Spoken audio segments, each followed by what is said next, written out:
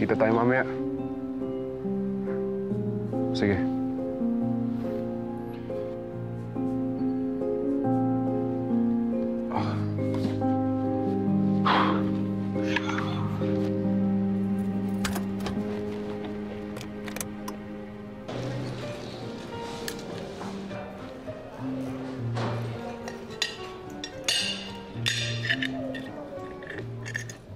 Use the knife.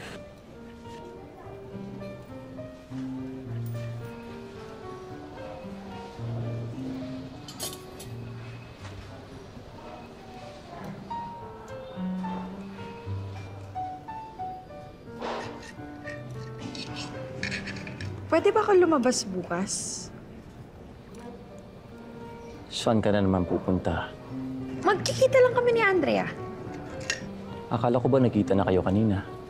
Di naman kasi kami nakapag-usap ng maayos eh. Nagmamadali kaya siya. Please. Sinabi ko lang na si Andrea ang gusto kong kasama mo. Aabusuhin mo naman.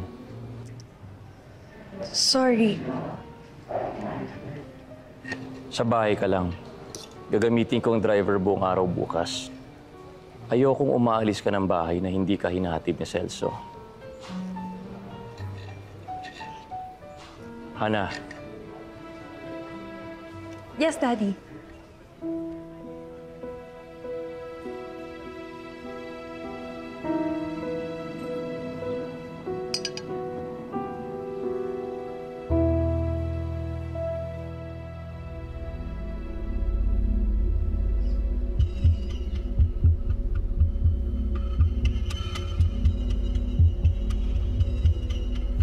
Ano yung pera mo, pare? Kung di lang kita kaibigan, pare, di kayo nababalik sa'yo eh. Sabi ko naman sa'yo, bro eh. Babawiin ko to. Kasi may pera ka na ngayon.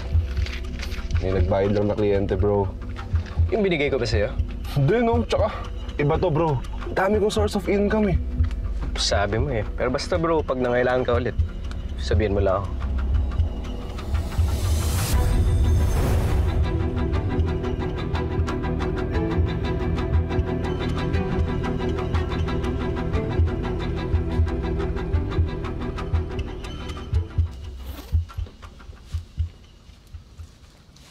Daddy, uwi ka ba? Hinahanap ako ni Stella. Akala ko ba kaya ka nag-book ng room para magkasama tayong dalawa? Bayad na tong kwarto hanggang bukas. Dito ka na matulog. Ayoko maiwan mag-isa dito. Uwi na lang ako. O bilisan mo na, magbihis ka na. Hatid na kita sa kondo. Okay. Okay, Daddy. Wait mo ako ah.